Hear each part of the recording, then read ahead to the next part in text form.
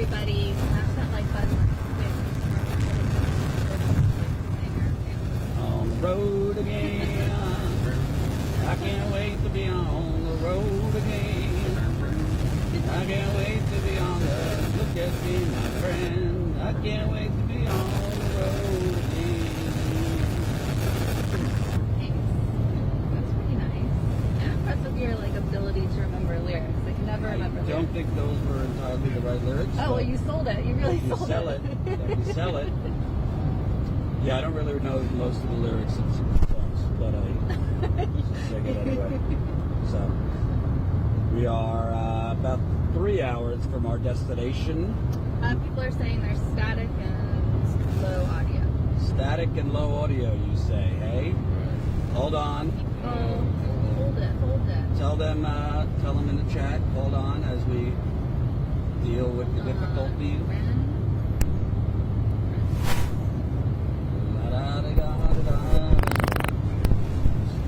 Dimitri says, don't get caught with the devil's lettuce. Don't get caught with a what? The devil's lettuce. The devil's lettuce? Oh no. The microphone on? The battery's over here on the side. Cold please.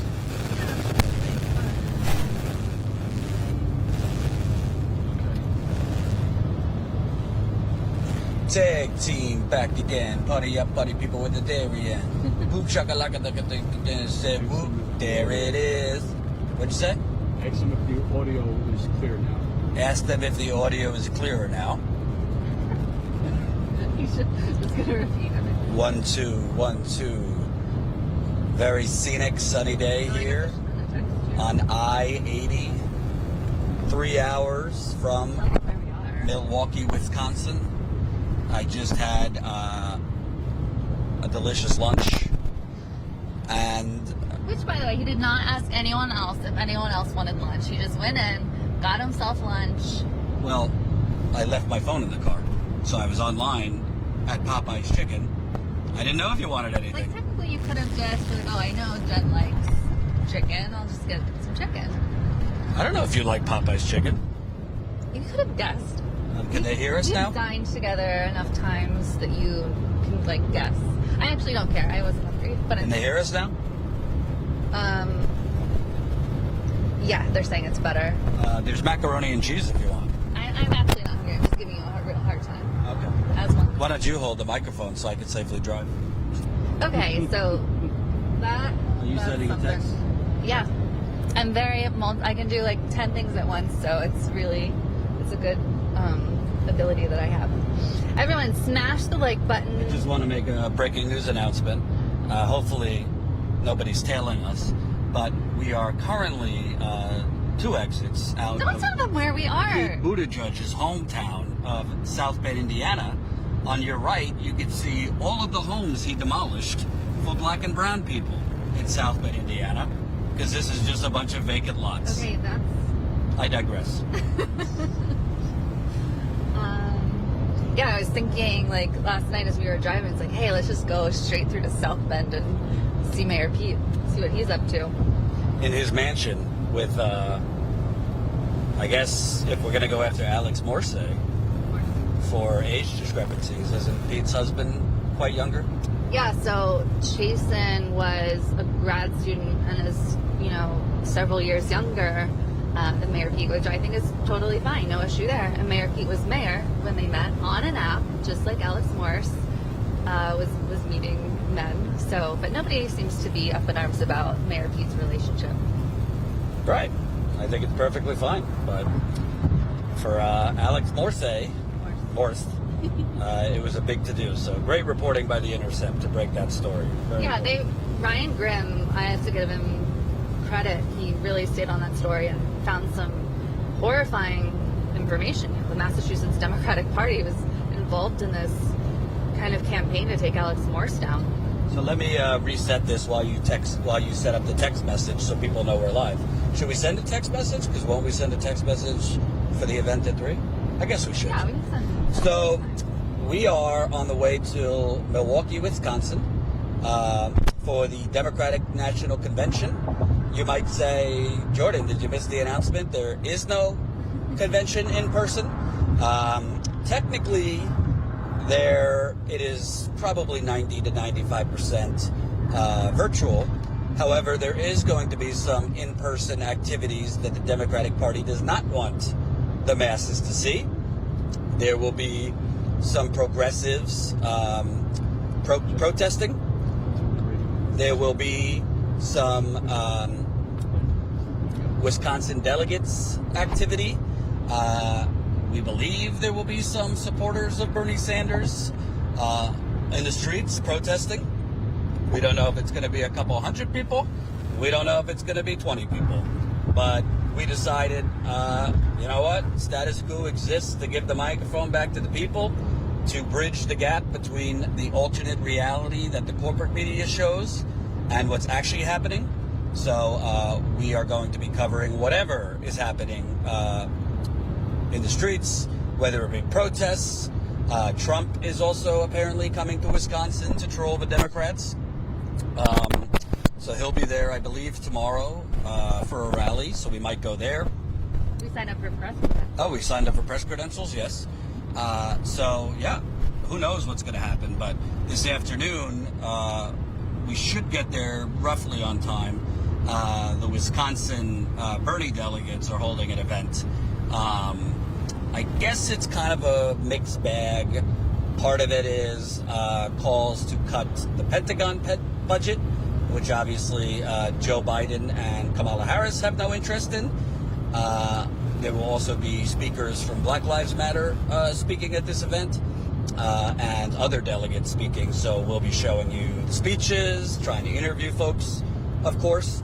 So, we just really, other than that, obviously the convention goes Monday to Thursday. The speakers will be mostly virtual, but it remains to be seen what's going to be happening in the streets.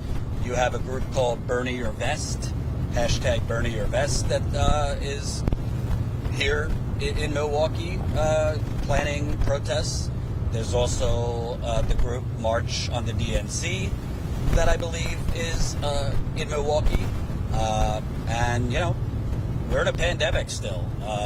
People are... I just got a message actually from a viewer today that she's in a Facebook page for unemployed people that have now lost the $600 extra a week. And there is literally people talking about wanting to end their lives. I mean, I don't mean to be a Debbie Downer on this Sunday, but there is now increased talk of people feeling suicidal because in this country right now, we're going on, I think, week 2 or week 3 of the lapse in the $600 extra a week. So people are no longer receiving that really life-saving money to pay the bills, to pay the rent, to get the groceries, pay your car, all your payments.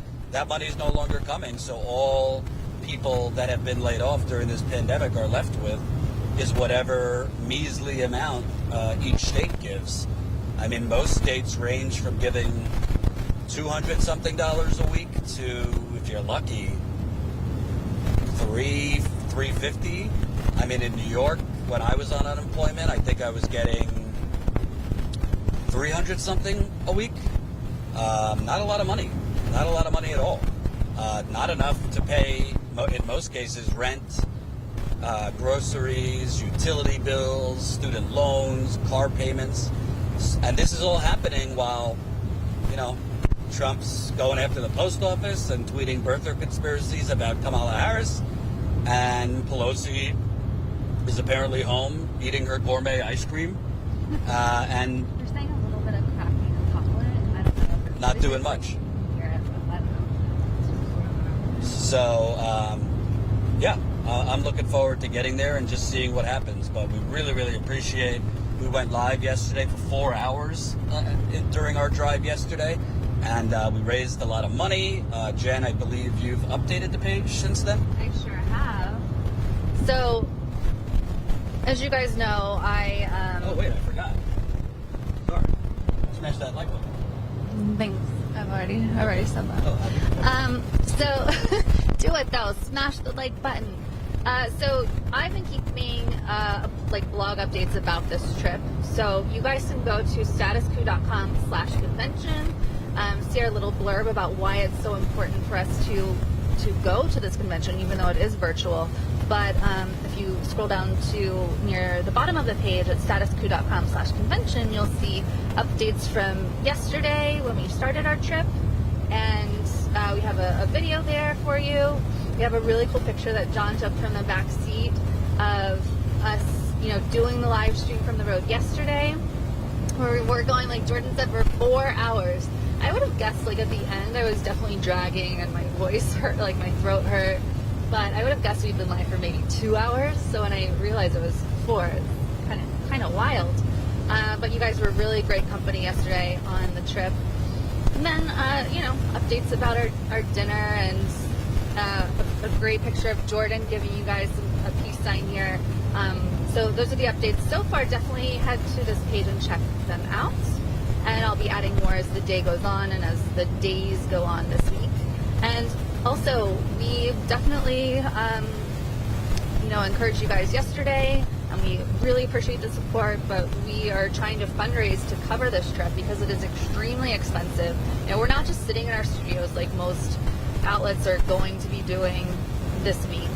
We are actually going to the streets of Milwaukee to talk to give the people the microphone, as is our mission, and it's very important for us to go. I think this trip is very important, and you guys, you've been really enthusiastic about it. So if you're able to help support our trip at any amount, we're trying to raise $3,000 to cover hotels, food. The cost, live view streaming costs a lot of money, and I think we're probably going to need to bump up our usage amount, so that costs even more. We only get 25 gigabytes a month, but looks like we're going to go over. Yeah, especially with that mega stream yesterday. So any amount, if you got $5, it's super helpful. Any amount that you guys can help us out with is amazing. We've had some people donate like $300, and we've had some $100. And we've had the 5 and the 10s and the 25s. They all help. They're all super appreciated. statuscoup.com/convention. Check in with we already have a great super chat. Love super chats. Super chats help keep us going too. Anne-Marie Cunningham, $49.99 in the super chat, saying stay safe, you guys. Thank you so much, Anne-Marie. That is wonderful. Just a huge contribution. We really appreciate it. Thank you, Anne-Marie. We really appreciate it. Also, I might add, I was very, very encouraged to see when I woke up this morning. I think we added about 5 or 6 new Status Coup members yesterday. So, of course, the way we could grow into an independent media revolution that goes in the field and covers all the stories that no one else will touch is if we grow our membership. Unfortunately, due to coronavirus, we've lost a lot of members, so we're trying to not only cover costs for this trip, but also add new members while we're on the ground. So definitely, if you have the means, statuscoup.com/join. We are now at 1,717 members, so definitely grew like 5 or 6 yesterday. We're doing a special promo now. So if you sign up as a monthly member, which you can do for as low as $5 a month, you will get a new Status Coup mask, which is all the rage right now. And if you sign up as a new annual member, that's $179 annually, you'll get a Status Coup mask and shirt. So very exciting. And boy, we got a couple hours to kill before we get there, but a lot going on right now, from the exciting speakers coming up. I can't wait for John Kasich. I can't wait for Michael Bloomberg. Can't wait for Mayor Pete. Oh, God. I can't wait for this tricking game. But also, I tweeted earlier, it looks like Uncle Joe, Middle Class Joe, is already, before he's president, now there's articles that they might not even do the public option. So they tell us no Medicare for all during a deadly pandemic. And now the Democratic Party and Joe Biden's campaign is suddenly lowering expectations, if he becomes president, that his Obamacare expansion with a public option will even happen. What's not to be excited about this week, Jen? Well, I definitely want to talk more about that. I want to take a quick break, though, to thank all of you so much. I just looked, and the donations for our road trip have been pouring in, so I want to give name shout-outs for everybody who's donated today towards the road trip. So we have Aver Jones, $3 in the road trip. Thank you so much. Sorry, I have to like skip around in my email, guys. $50 from Anne. Thank you, Anne. That's so helpful. This all adds up a ton and really helps us keep going. Corteo, $10 in the road trip fundraiser. This is incredible, really. Nomads, $30 in the road trip fundraiser. I can't believe this. We haven't even gone live today, and already all this has been in there. So, Carl, $10 in the fundraiser. And let's see. I believe we actually just had one. So, oh no, Alex gave $6.66. 666. Very dubious, Alex. Thank you. We really appreciate you guys. So, yeah, go for it with healthcare, and then I'm gonna. Well, you have the article, so I think maybe it'd be best to read some of it so the audience knows what I'm talking about. That sounds like a good plan. I guess letting people know what you're talking about is always best. So this is out of the Hill. Battle looms over Biden healthcare plan if Democrats win big. A battle within the Democratic Party is looming on healthcare if presumptive Democratic presidential nominee Joe Biden wins and the Senate flips. In the primary earlier this year, Biden's plan for a government-run public option for health insurance was seen as the moderate choice, to put it mildly, compared with Senator Bernie Sanders' Medicare for All. But once the arena shifts away from the campaign trail to Congress, where the proposal would have to pass via a narrow margin in the Senate, and despite fierce opposition from well-funded industry groups, Biden's plan would become a daunting challenge to enact. So he's not even president yet, if in fact he will become president, and they're already going back. Like, he's not even trying. It's already being walked back, which is just really something. Surveying this landscape, some Democratic congressional aides and outside healthcare advisors who spoke on the condition of anonymity said they expected the party would start next year with a more modest package of fixes to Obamacare. That did not include a public option in an effort to get some early points on the board. But is that even getting any points on the board? Like, it makes no change at all. It's not even incremental changes. It's just no changes. It's basically undoing the damage Trump did to Obamacare, because Trump allowed a lot of things in Obamacare to go belly up. So essentially what they're talking about is undoing what Trump did. I don't know, like making the market Obama exchanges. Each state has exchanges. It sounds like a lateral move, not like actual advancements in Obamacare. Right, exactly. So it's, and I bet they'll get so much praise, once Biden would start putting back the things that Trump has dismantled. Like, he'll be praised to the high heavens as this progressive Lord, our savior, when really it's not any move forward at all. We have another super chat that came in. $4.99 in the super chat from Dimitri. Oh, Dimitri, what a hero. See, Jen, this is for you to get one of those delicious Popeye chicken sandwiches. I hope my fiance is not watching. She is. Oh, she is? Yeah. I might have had a meal from Popeyes, but it came after a successful trip to the bathroom, so that's most important. You win some, you lose some. Okay, so back to this. Keep those super chats coming. They really, really help us. Also visit statuscoup.com/convention, where you can support this road trip. We're trying to raise $3,000, plus get some super cool blog updates, behind the scenes photos, etc. Let's see, where were we? And I might add, Jen, I might add, folks, if you're not signed up to our text message list, you might not know when we're live throughout this convention. There might be times we go live unexpectedly if something's happening, And if you're not on our text message list, that means you are actually depending on YouTube to notify you when we're live. There is a better chance of me growing a hard six-pack over the next 5 days than YouTube notifying you every time we're live. So join our text message list. That way you will get a text message when we are live.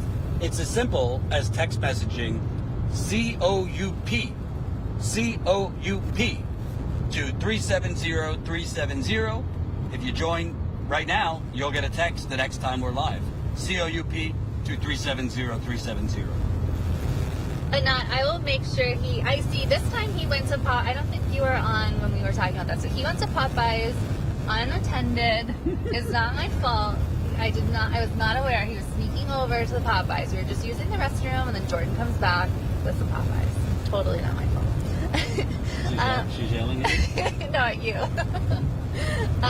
Okay, so let's see here. House Democrats with passage of bill, blah, blah, blah. Basically, House Democrats are doing nothing. But progressives who already think a public option does not go far enough reject that approach and say the party needs to be bold out of the gate next year, especially given the economic devastation from the coronavirus crisis, setting up a clash among Democrats. How is this even, it shouldn't even be a leftist position.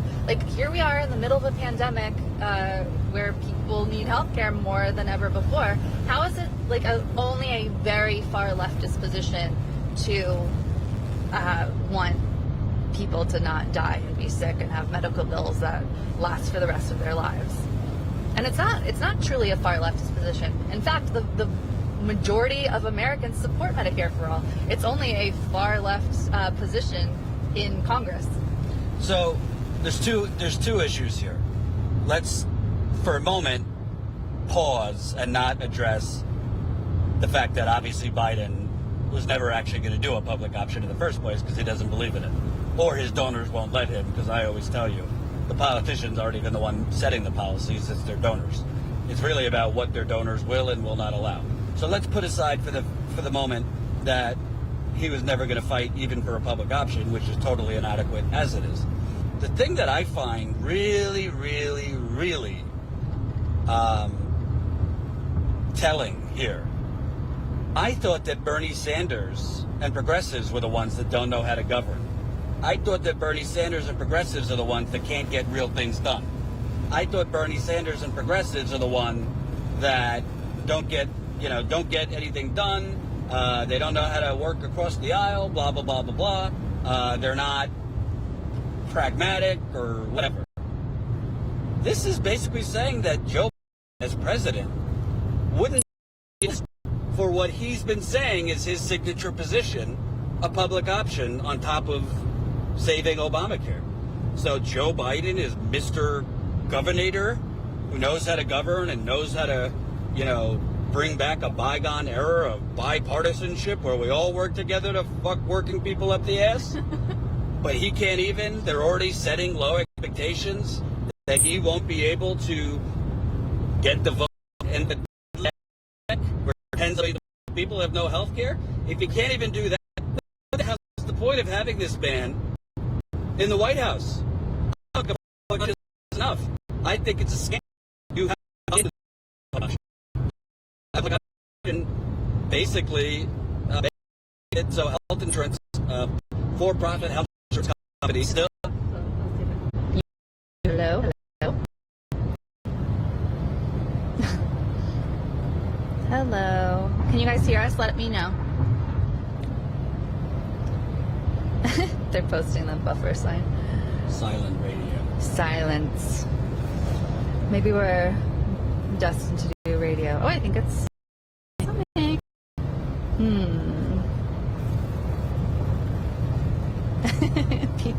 People are funny. Okay, good. Sorry, guys. So the bottom line is, not only are they lowering expectations, because obviously the donors were never going to allow a public option in the first place, but this just disproves what the propaganda was from MSNBC, CNN, New York Times, Washington Post, Associated Press, Daily Beast, the K-Hive, all of them, that Biden was the one that could actually get legislation through, can reach across the aisle, can get stuff done. You know, what did Hillary say? I'm a progressive who likes to get things done. Well, apparently Biden can't even, how's he going to get Republicans to agree to anything if he can't even get the Democratic Party in line for a public option? And by the way, this whole idea of like, yeah, if Biden becomes president, they're just going to like skip over the public option for now and just work on Obamacare to get points on the board? Points on the board? Yeah, well, if Biden is lucky, he's going to have a Democratic Senate and Democratic House. And go ask Barack Obama, who totally failed to capitalize on having both houses of Congress under Democratic rule. You basically have a year. If you're lucky, you basically have a year to get major legislation through. Because after your first year as president, you're already basically focused on the midterm elections a year later. So you don't have time for points on the board. Right away, if you become president, you have to try and go big, because a year into your presidency, nothing's going to get done because you got the midterms coming up. I guess that would be a year and a half after that. So it really truly shows you, and this is why I always say, folks, the people that I get in fights with on Twitter who say, well, Jordan, what more do you want? He says he's for this. They say they're for that. Look at his campaign website. He has progressive policies. I always say, I don't give a damn what they say they're going to do. I want to know, what have you done in the past? I want to know who are the people you're taking money from. I don't want to know what you say you're going to do. I want to know, what have you already done? What have you already stood for, and what have you stood against? Because Joe Biden could say a whole lot of things, but at the end of the day, these stories, just so you know how Washington works, these stories don't just come out organically in the Hill. This is people in Biden world leaking out, a signal to the donors, by the way. Yeah, no, we're not really going to actively fight for a public option. And again, a public option was woefully inadequate in the first place. So, I don't know, folks. I mean, yeah, you could scream, but Trump. But we're facing a lot of these jobs that have been lost are permanent job losses, which means people permanently having no health care. Sure, they could get on Medicaid and whatnot, but that's not a major solution. It's just, I would say disheartening, but I didn't expect anything less, so I'm not surprised. And frankly, I love Bernie Sanders, but I wish he would, stop twisting himself into a human pretzel. But Joe Biden, I mean, he should be speaking out on these things. I saw him on Meet the Press today, and I mean, I understand he's in a tough position. He said he was going to support the Democratic nominee, so he's honoring that. I don't have a problem with him honoring that. But I think you could do two things at once. I think you could say, we need to get rid of Donald Trump, and as such, I want Joe Biden to win, while also saying to Joe Biden, I mean, look outside the window. We're in a pandemic. We're in a looming Great Depression if Congress doesn't act quickly. A public option is woefully inadequate, and we need Medicare for all right now, and Joe Biden has to do better. And this, basically, the beginning signs of them moonwalking away from a public option is totally unacceptable. And what is going to happen? Biden will get in. The people he staffs up in his cabinet will get in, and they'll say, right now we need to stop the bleeding. We can't focus on big things. We just need to stop the bleeding. We have to undo the damage Trump does. We'll get to a public option later, but right now we just need to fix Obamacare, which means a whole lot of nothing. Yeah, and I want to kind of cap that thought off with something you were talking about at the beginning, is Joe Biden is already showing that he isn't this great politician who can get things done, who can bring people together and accomplish great things that we've never accomplished before, the most progressive platform ever passed, because he's already showing that he can. He's already walking things back. And he spent a primary season listening to normie Democrats telling us that Bernie Sanders should not be president because there's no way he can get anyone to work with him to pass something like Medicare for all. Well, apparently Joe Biden can't get anybody to work with him to pass, you know, his original plans. On his own team. Yeah, on his own team. So we have a couple super chats that came in. Frank Friel, $10 in the super chat. Thank you so much. People are putting up Facebook posts saying shooting deaths and crime have increased since defund the police started. Nothing has been defunded yet. I wonder if these genius posters have an answer for that. Well, this seems like... I have an answer for this. I have an answer for this. Obviously, I don't want to generalize because some people just commit crime because they're bad people, right? Like, there's not one size fits all. But I don't know. Call me cynical Susie here. But if people lose their jobs, if people lose their health insurance, if people don't really have paid sick leave, if people are wildly stressed out economically because they have no income coming in, or they're supposed to be getting unemployment, but they haven't gotten it yet. Yeah. A lot of times when economic pain starts coming and economic uncertainty starts coming, crime increases. And a lot of times that crime is people stealing because they need to feed their family, or people selling drugs because they need to make money to feed their family.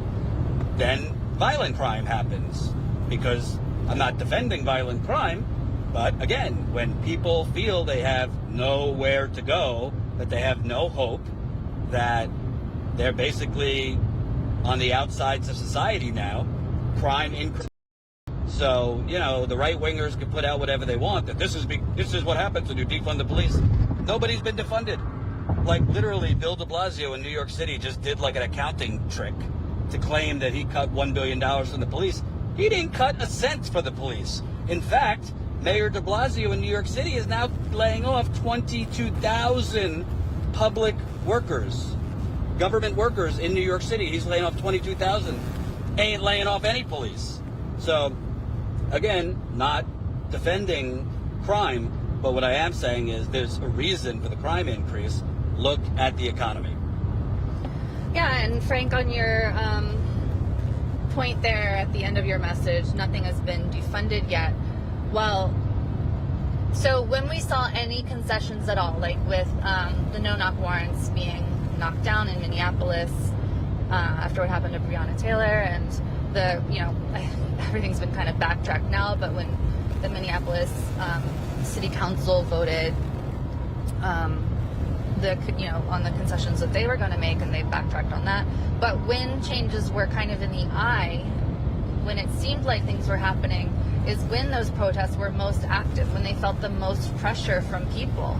So I don't know what it's going to take. Well, I think I do know. Like, I think it's going to take a lot more pressure from the people. It's going to take a lot more people getting on board. Same thing with sort of a general strike to go, you know, try to get what workers need, like what actual people in this country who are suffering need. So we have another one, 2 more. Love these super chats. Keep them coming. I have like a heck of a time scrolling to the right place for super chats. Sorry guys. Sandra Mayer, $10 in the super chat.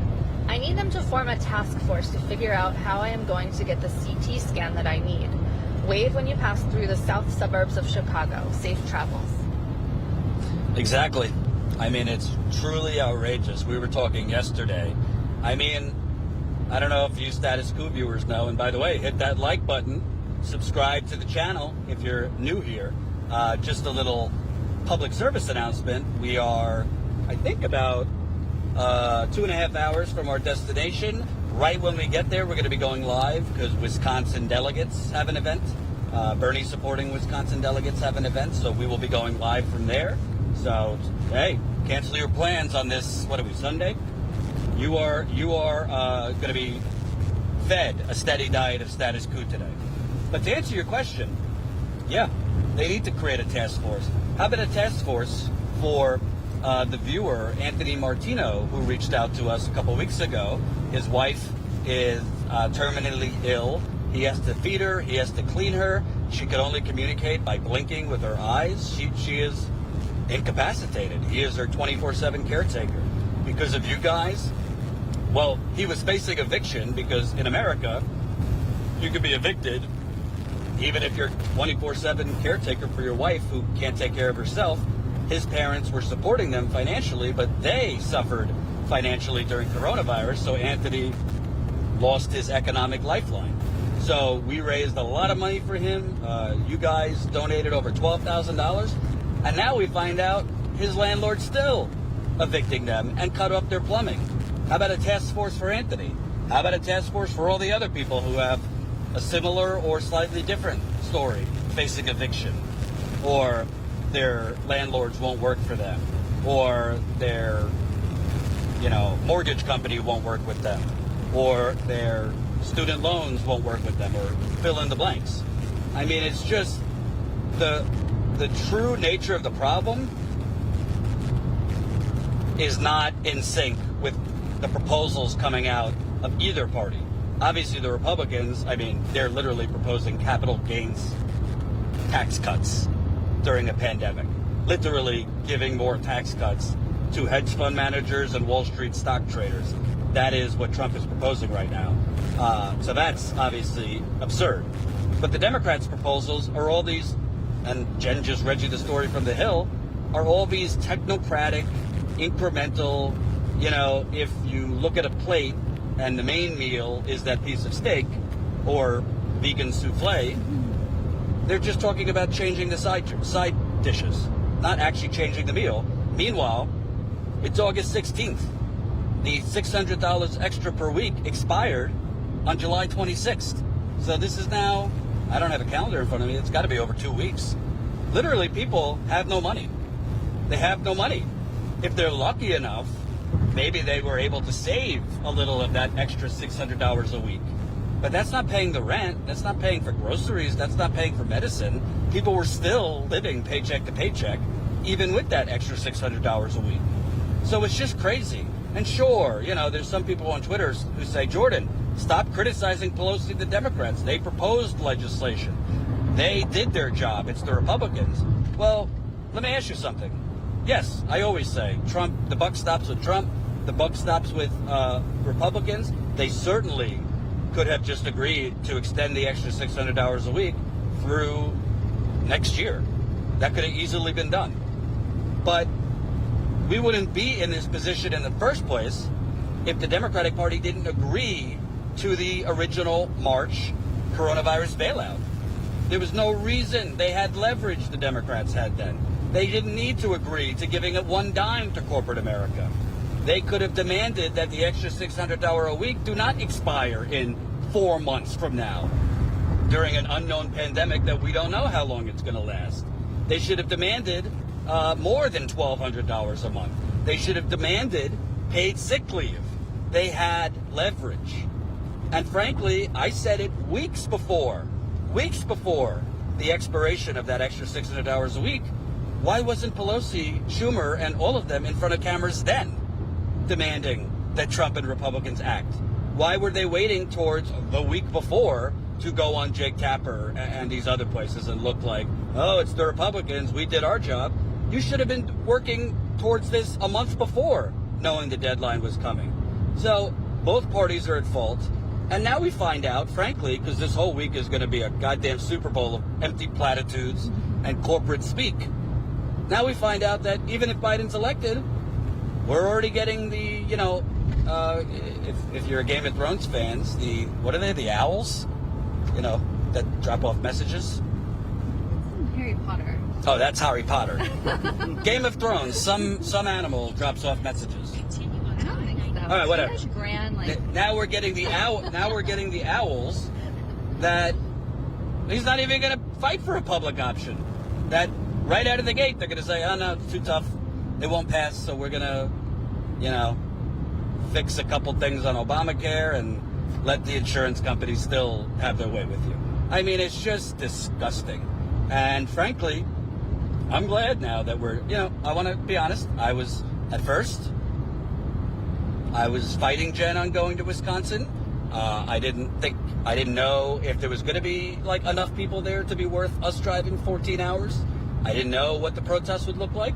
But now I'm feeling, you know what? I don't care if there's 5 people protesting. We need to be there because this is disgusting during a deadly pandemic where it ain't just progressives losing their jobs.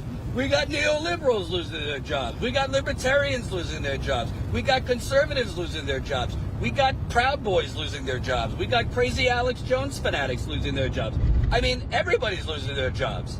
And a lot of these companies are permanent job losses. And and there was just a piece, I think, in Bloomberg that said, oh, the top 1% is fully recovered from the coronavirus bailout while everyone else is, on the deck of the Titanic. I mean, it's just disgusting. I could go on, but I digress. Statuscoup.com/convention. Support us at any amount if you can. That's our road trip page. And sign up as a member because we need to grow our membership while we're in Milwaukee. Statuscoup.com/join. You get a free mask. Yep. I think that was a really roundabout way of saying Jen was right. Yeah, you were right. Okay. We have. I mean, we could go down the list of things I was right about if you want to compete. Jordan sent me a text the other day that was like, I'm right, meaning him, 99.9% of the time. I think that's fake news. So Big Guy Simple Productions gave $5 in the super chat. Thank you so much. Saying, cool live stream. I struggle daily to give a shit about politics anymore. Be safe. I completely understand that feeling. It's like we're so burned out at this point. It's been a long primary. COVID makes it feel like alternately time is zooming by and also like it's lasted for 100 years. And I saw on Twitter the other day, one of the polling Twitter accounts posted a literal poll asking people which Democrat they want to be the nominee in 2024. And I literally replied, no. Like, I can't handle this. And can I just add something to my rant and keep those super chats coming? If you haven't pressed the like button, please do. I gotta tell you something. Obviously, I mean, it goes without saying, what Trump's doing with the post office. I mean, I actually in a weird way, I kind of respect it. Because most voter suppression is, they're not just openly declaring that's what they're trying to do. I mean, Trump openly declared, yeah, I want to fuck up the post office so we can't have mail-in ballots, so I'll win. So at least he's making his intentions known. By the way, I'm pretty confident his brother died of coronavirus and they're trying to hide it. But I digress. Yeah, why else would they not tell us? Right, we don't know why his brother died, but I didn't even know he had a younger brother. But I digress. But, so Trump, obviously, it's just disgusting what he's doing with the post office. I don't think we need hearings. I think if you want to impeach him over something, he's trying to basically destroy the U.S. Post Office to win re-election. I mean, that is an impeachable offense. However, I saw yesterday, Nancy Pelosi considering calling the Democrats, oh my God, the Democrats back because of the post office crisis. I about lost my mind when I saw So it's the post office, him trying to destroy the post office is why you're going to call Democrats back? Not millions of people not having any money? Not millions of people facing eviction?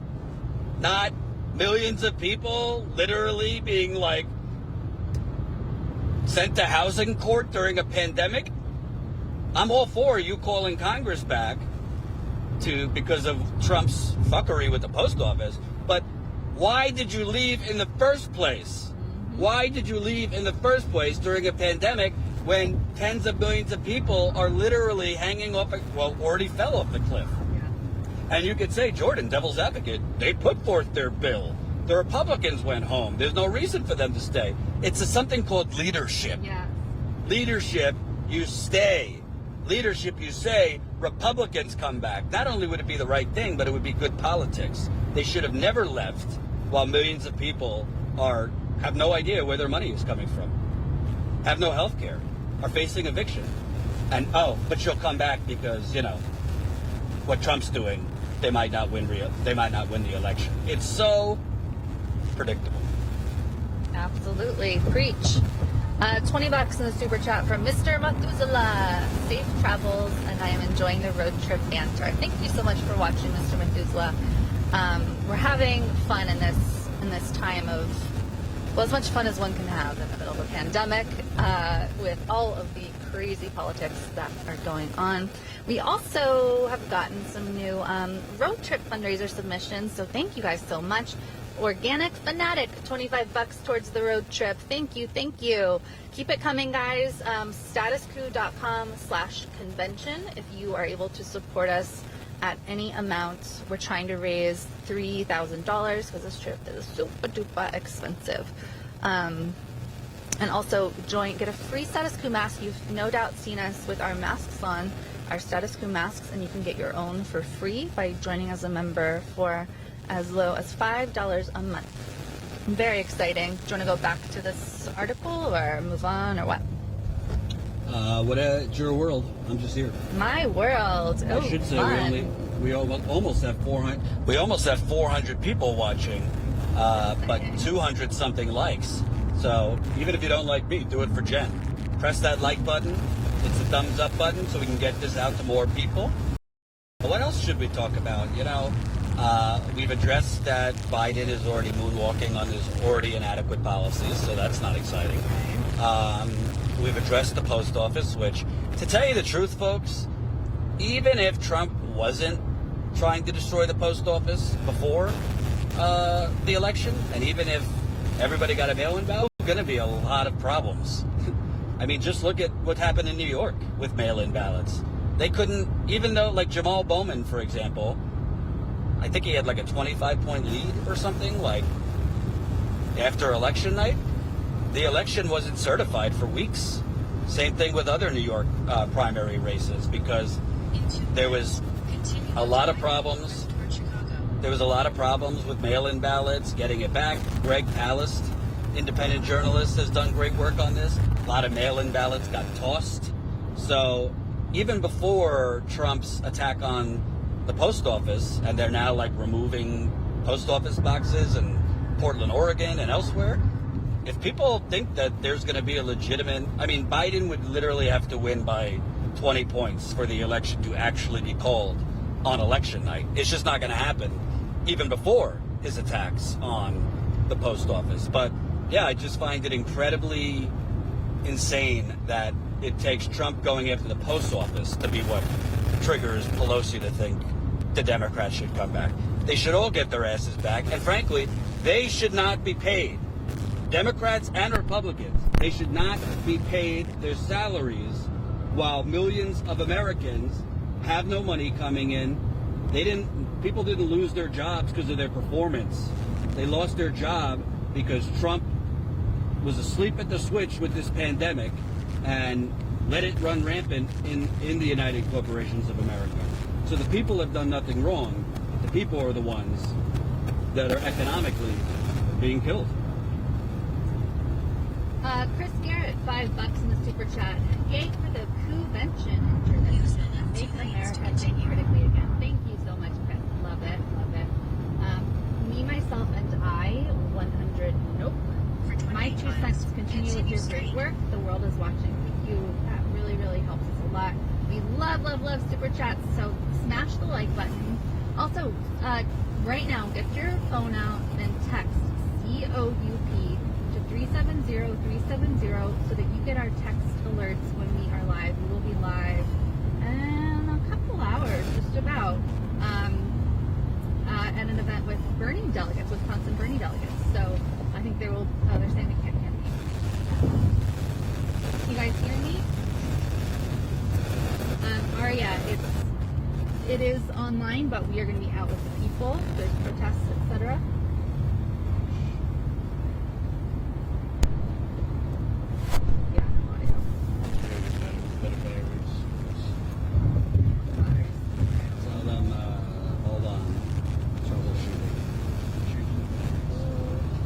Changing the batteries.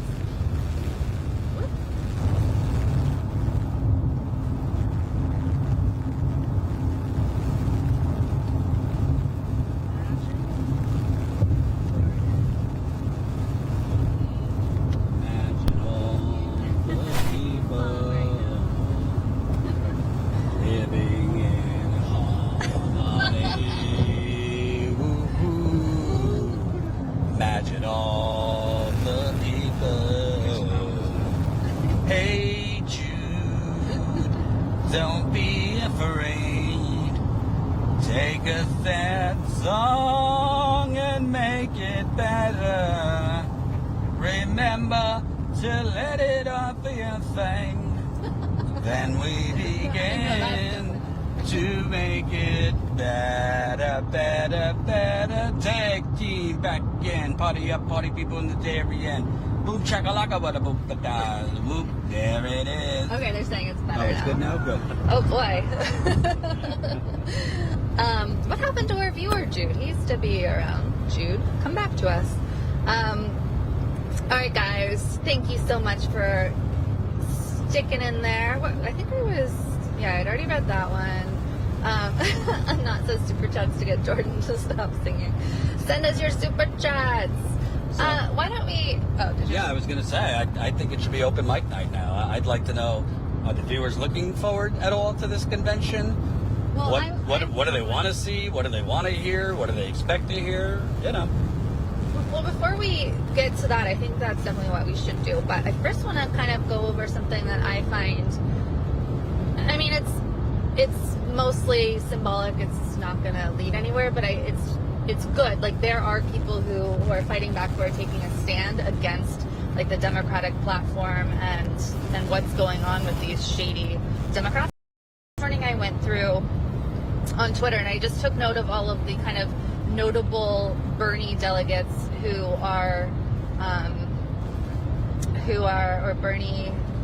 delegates who are saying no, who are voting no to the platform. So Cori Bush says, I cast my DNC ballot last week. I'm proud to have voted for Bernie Sanders, but I had to vote against the platform. My people are dying, and I cannot support a platform that does not include Medicare for all, which would save lives, tens of thousands of lives, literally. Where did it go? Here we go. All right, and we also have Congressman Ro Khanna, who said, proud to cast my vote for Bernie Sanders. I voted no for the rules and reforms to democratize our party. I cannot in good conscience support a platform that does not have Medicare for all in the midst of a pandemic. It should never have been stripped from our platform in 1980. I know what that means. 1980? Universal health, it wasn't called Medicare for all, but universal health care was in the Democratic Party platform until 1980. And since then, it's been stripped. And what's the difference? Ronald Reagan, Bill Clinton, Al Gore, Hillary Clinton, Neera Tanden, and Wall Street taking over the party. That's why universal health care. Because people don't realize it's not just the direct contributions the Democrats and Republicans take from the healthcare industry. Wall Street does not want universal health care. Wall Street does not want a public option because Wall Street's, one of the top investments for most Wall Street big banks, big companies, is the private healthcare industry. So that's why they won't put it in their platform, and they will never, ever, as Hillary said, it will never, ever come to pass because Wall Street won't allow it. People want to know where we are. We're somewhere in Indiana. I'm actually not good at knowing where we are. I was told never to tell people exactly where we're you definitely are. not going to tell you. Like Jordan was earlier telling people exactly our exit. That's ridiculous. You don't No, say that I on didn't. Yes, you Come did. on. You were like, we're 2 exits away from South I said Bend. we're near South Bend. I didn't say what exit. You said we're 2 exits away from South Bend on X Highway. All right, That's well, ridiculous. Hopefully the CIA is not tracking us. So I was just giving like a general idea of where we were. Okay, so Randy Bryce, who he ran against Bull Run. DNC delegate for Bernie Sanders. I voted no on the platform because it didn't include Medicare for all. Also, Rashida Tlaib says, I cast my DNC ballot and voted no on the proposed platform. I constantly hear from constituents demanding we push for a single-payer system and away from this for-profit system that is leaving people to suffer and die just because they cannot afford health care. And she goes on to say, 1 second, it's loading. As a party, we must push for a future where every resident has the ability to thrive. That means we need a platform that works to rid our society of oppression and greed. unfortunately, in my view, this platform does not do enough. And right now we're driving to where Wisconsin delegates are, Wisconsin Bernie delegates are, and we will hear about, how they voted as well. And I'm going to add, I mean, the national numbers for Biden obviously look good. I think the latest poll has him up 10 points. But in the actual swing states, so we're going to Wisconsin, Pennsylvania. I just looked this morning. He's up 6 points in Milwaukee, in Wisconsin and Pennsylvania. It's not. It's definitely a good lead. It's not an insurmountable lead by any means. I don't know what the particular margin of error was on those polls. It was CBS, I think CBS, New York Times. But it's the middle of August. If he's only up 6 points in Pennsylvania and Wisconsin, coupled with the uncertainty of the mail-in ballots and the election in general, that's not like a slam dunk. And, I know Biden is kind of, his campaign is kind of acting like Hillary, like, oh, let's expand the map. Let's try to win Texas. Let's try to win Arizona, all these things. Well, first you got to win back the states that you lost, which were the states that Trump picked up and were crucial in his victory. So, to me, Biden's not going to win if he doesn't win Pennsylvania, at least Pennsylvania and Michigan. He needs to win 2 out of 3 of those states, Pennsylvania, Michigan, and Wisconsin. So, being up 6 points, again, it's a healthy lead, but that's not insurmountable with 2.5 months left. So, I think everything they're doing, everything Biden's campaign is doing, honestly, is literally like identical to what Hillary Clinton's campaign did. From the Kamala Harris pick, obviously she's a different race than Tim Kaine, but it's the same exact thing in terms of it excites the people that were already going to come out and vote for you. It does not excite people that you were trying to convince to vote for you. California was not in question, folks. California's going blue. So by giving a middle finger to progressives, they're doing exactly what Hillary Clinton did.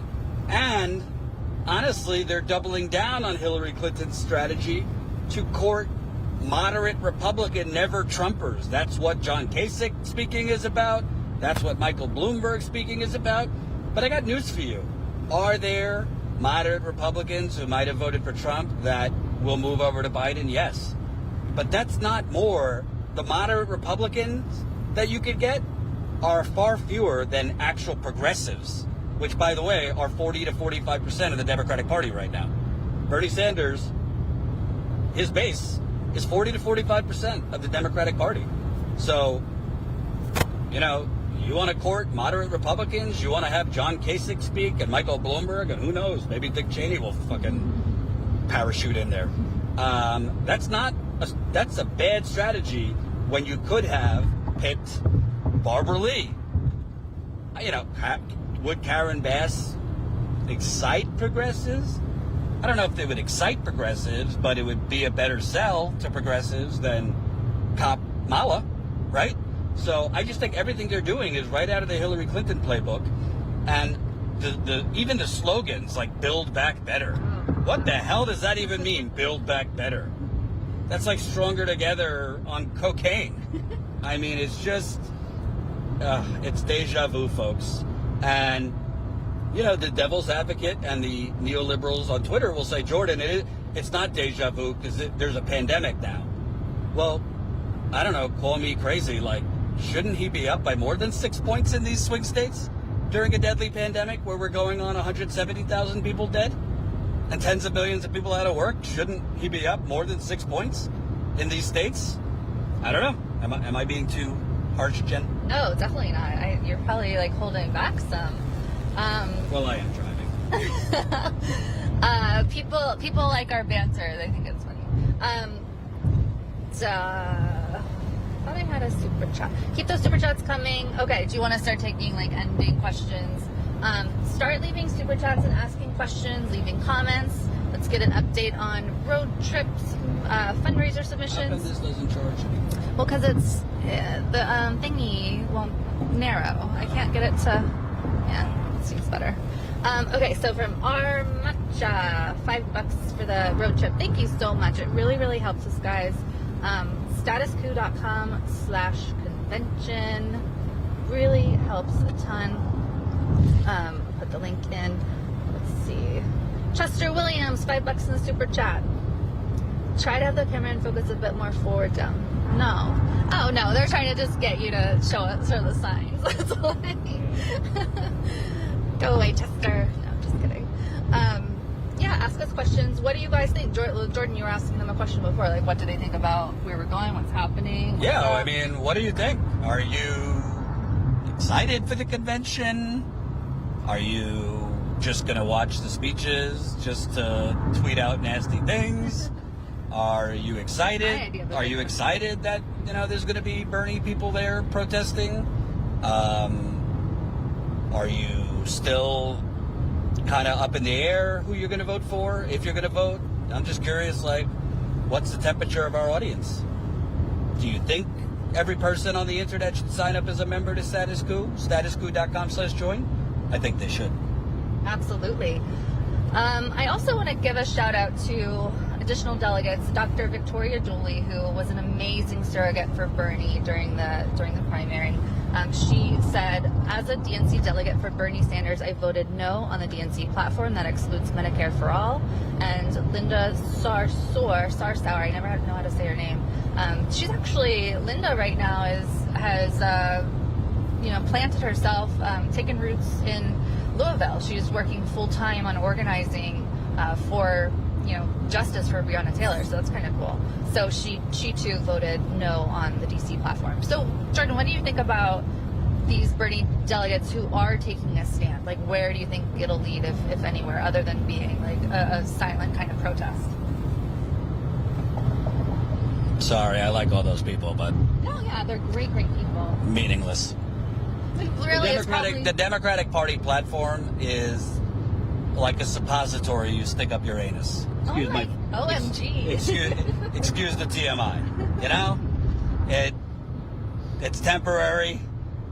It doesn't mean a lot. Well, it could mean a whole lot, depending. Oh, right. I mean, it might empty you out in the moment, but then you get clogged up again. So, is it nice that they vote against the platform? Sure. But I'd like them to vote against actual legislation more. I'd like them to start calling out Pelosi and Biden. This is the thing I don't understand.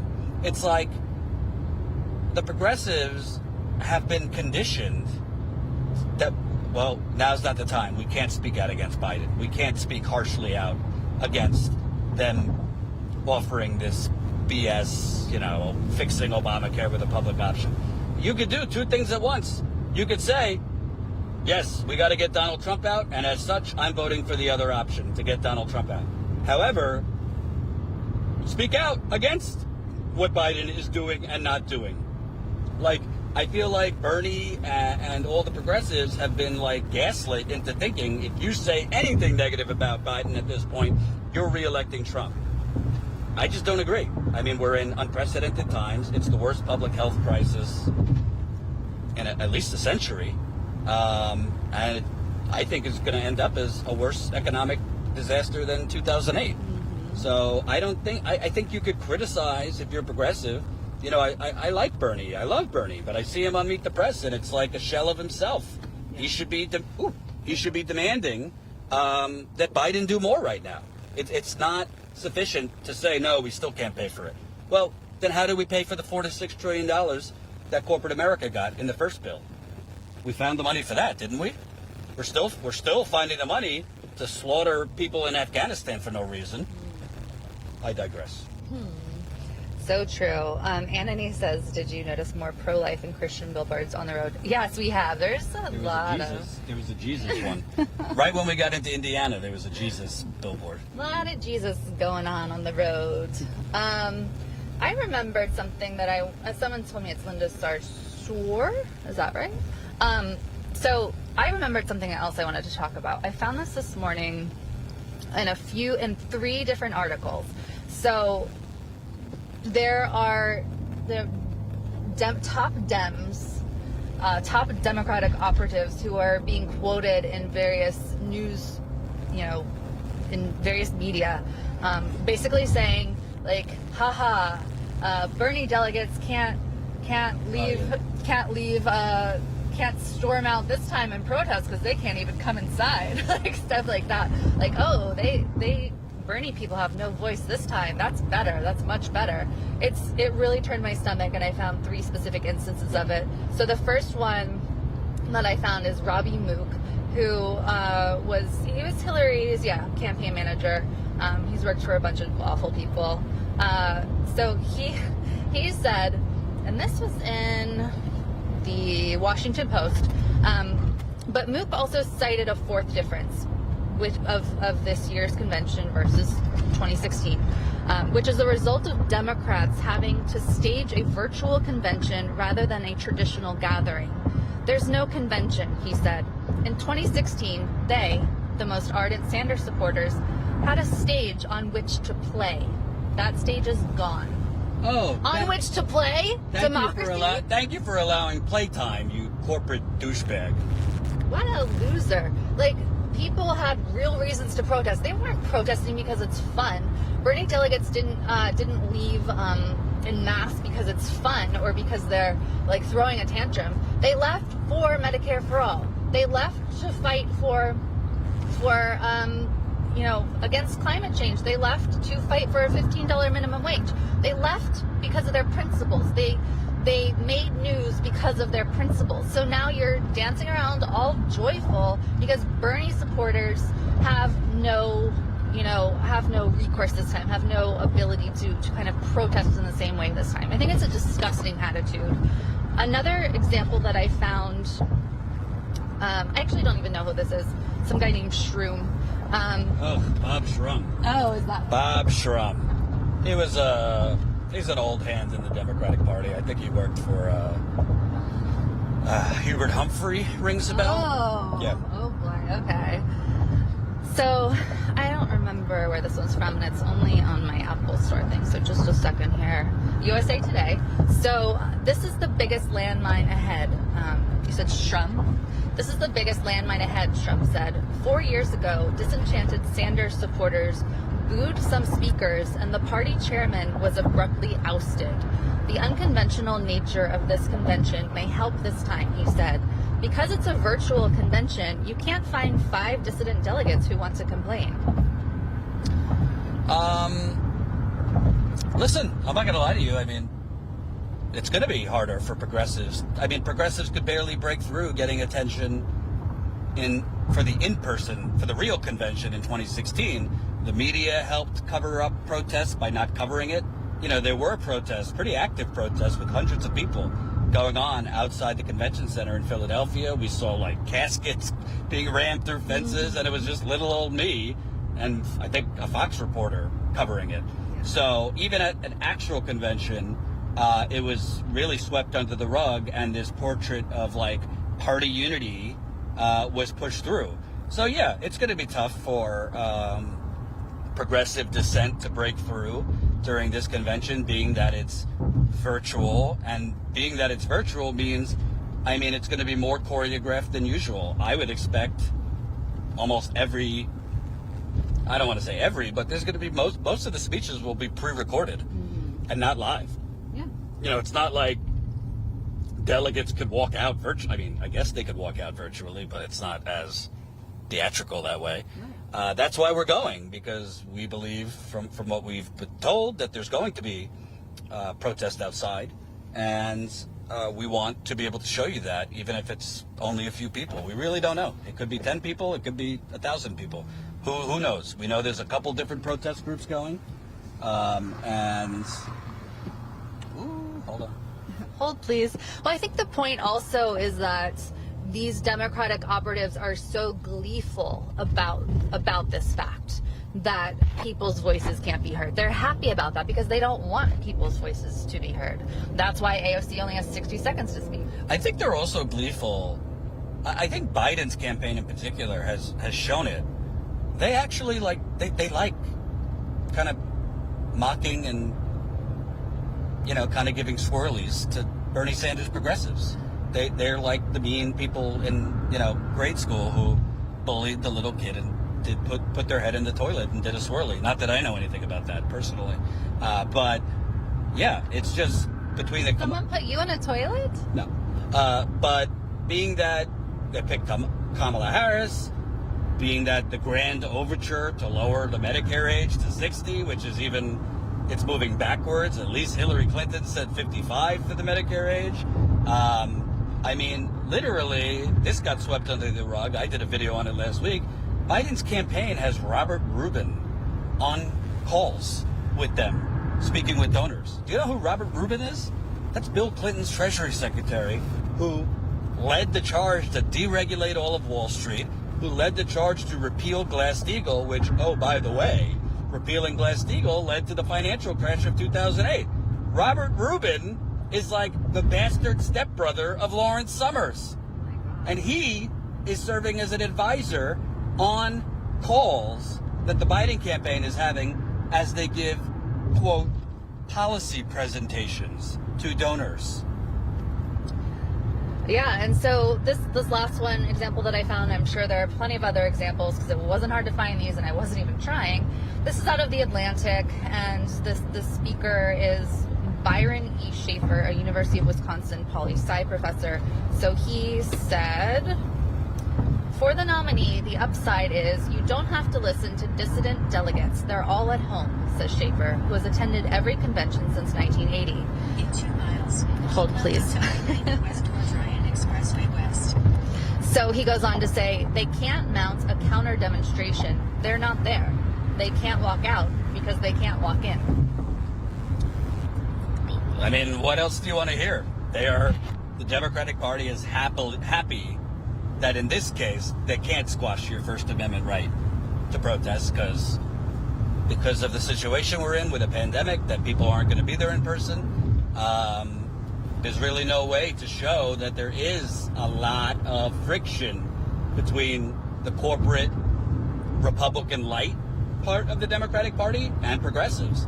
And I will say that, I think if this wasn't a pandemic and this was a real convention in person, I think you would have a much bigger crowd of progressives than you did even in 2016. I think that the progressive movement has expanded since 2016. I think you would have a whole lot more people protesting Biden, who to me is worse than Hillary Clinton because he's got a longer record of neoliberal incrementalism terribleness. So, they're gleeful that there's not going to be, Bernie bros kicking and screaming in the convention center, but that's why status quo is going. So we could show you, so we could show you the protests that are happening, because we do believe there are going to be protests outside. Very good. A super chat from Anat saying, my mom made your favorite beef stroganoff. Miss you, Jordy. Love that beef stroganoff. Tell her I said hello. Enjoy. I had a healthy lunch myself. Popeyes. Fake news. Popeyes. But I also had a big glass of water this morning with my probiotic mix. And I'm going to seek vegetables later, too.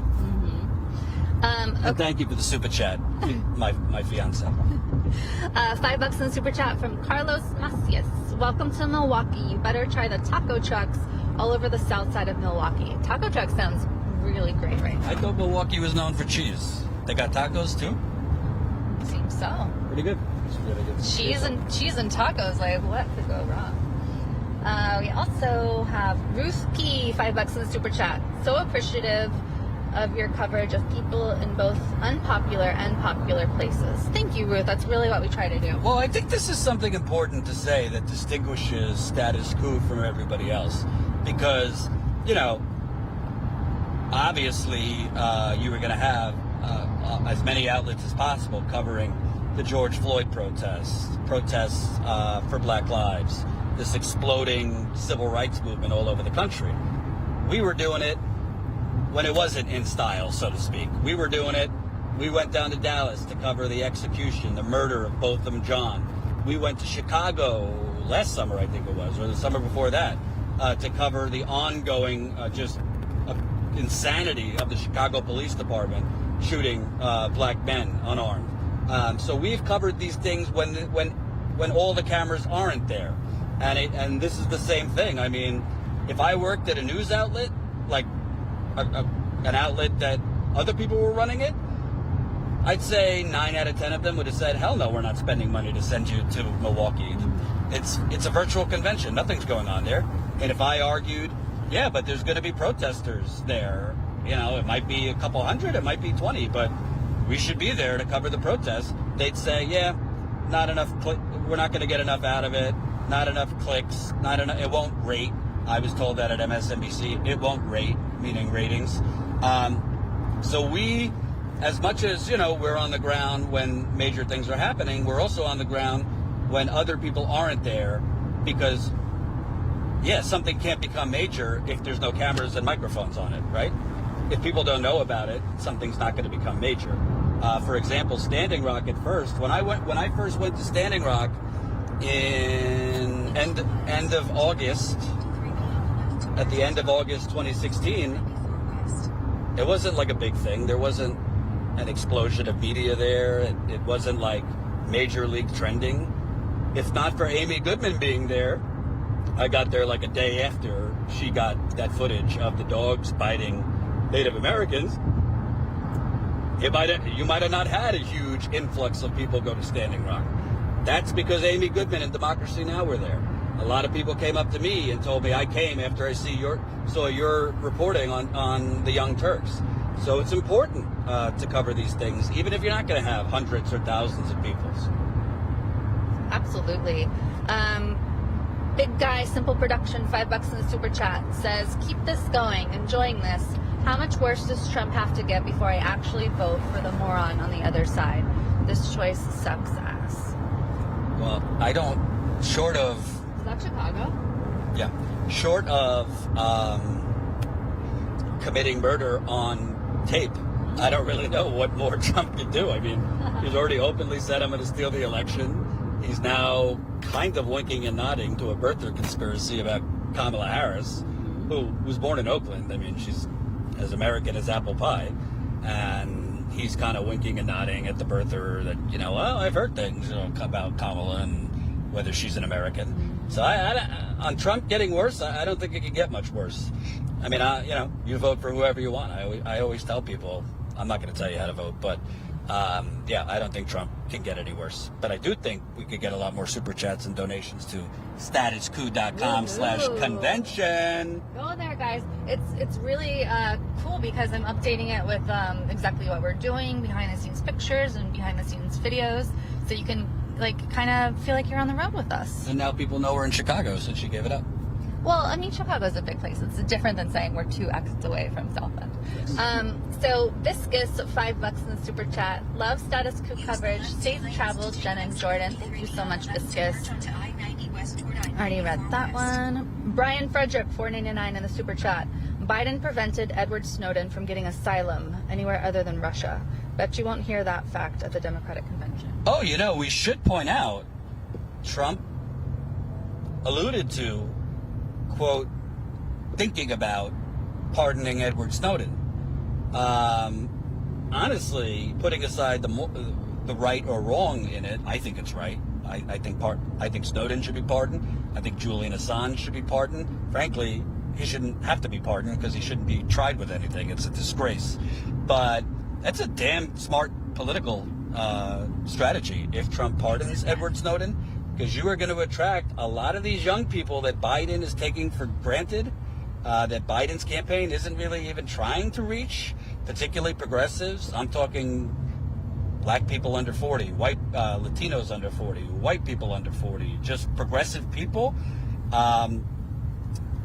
If he pardons Edward Snowden, that's going to be a major plus for Trump, and it's the right thing to do. Of course, they showed it. Of course, after this came out, that Trump kind of said, I'm considering it.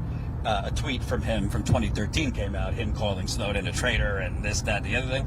So obviously he would be doing it for political expedience, but I'll take the win if he pardons Edward Snowden, who I think is no different than Daniel Ellsberg. I think he should be treated the same exact way as Daniel Ellsberg. Give me a second.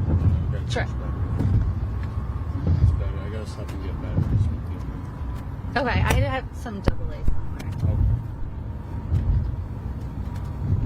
Ooh, we got another nice super chat.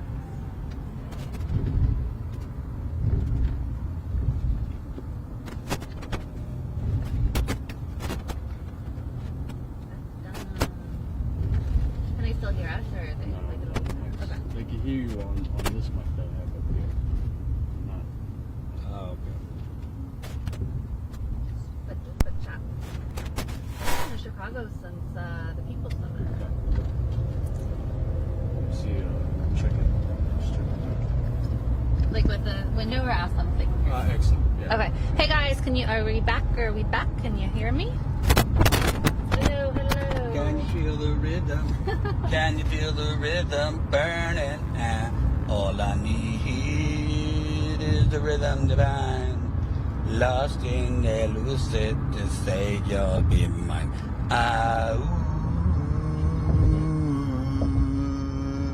Is that a real song? Yeah. Okay, cool. Oh my goodness, Jordan, you're gonna be so excited. $50 in the super chat from Beth Dunham. That's Dunham! Holy cow! 50 bones. Thank you so much, Beth. That's really, really appreciated. Those, we appreciate every donation, but when you start getting up to the 50, 100, 200 level, it really makes a big difference in helping us cover costs. Where, we got a 14-hour drive there, a 14-hour back. I am already starting to send text messages to different sources in different cities so that on the drive back, we might stop in different cities to do additional reporting and updates. Get pumped up about that. Yes, I don't want to say where yet until I confirm it, but yeah, we're definitely looking to make this a bigger road trip. So thank you for the donations. I think we got more in just now. Woohoo, guys, amazing. Since super chats fall off the map and they're coming in rapidly, I'm going to go through these and I'll go check out the other donations. Statusquo.com/convention if you want to get there before I do. Ruth P, $10 in the super chat. I recall Democracy Now! Briefly covered Standing Rock, but you stayed and continued the coverage. I used your coverage to report to a pop call-in show in Massachusetts at the time. Wow. Happy to be able to help you as you did your thing in Massachusetts, where I just was recently, seeing family in Massachusetts.